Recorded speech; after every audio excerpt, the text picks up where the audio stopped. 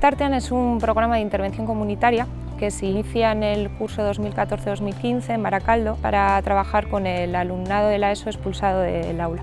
En el EISE de Baracaldo nos dimos cuenta que en las expulsiones que se realizaban en los centros escolares había un vacío socioeducativo que nos parecía interesante y necesario poder atender y decidimos darle una alternativa.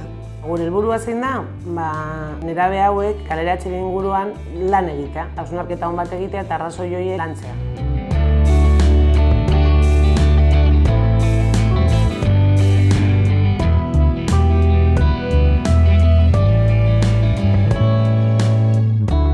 Bitartean, pues mientras tanto, ¿no? Mientras eres expulsado a casa 3 días o lo que sea, pues no desaprovechas el tiempo y vienes aquí y estás con un educador. Prozeso oso erreza da.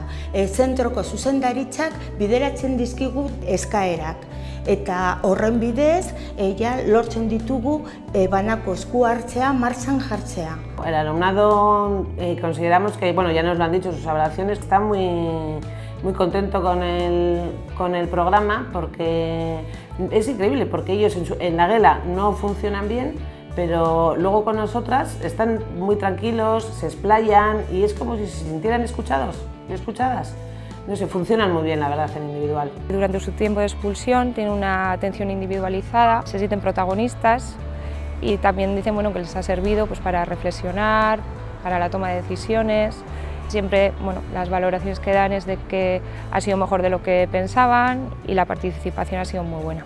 Según las evaluaciones que nos han transmitido desde el centro escolar, el programa ha resultado ser muy satisfactorio, pero sobre todo el hecho de que el alumnado no se encuentre en un estado vacacional 4 días o 5 que están en expulsión, en opinión del centro, resulta ya ser muy enriquecedor. Zelan gaude gu bitartearekin? Bueno, oso pozik gaude, oso programa polita da, beraiek pozik, ikastetxea pozik, gu pozik, eta orduan aurreko egunean egoinen hitz egiten.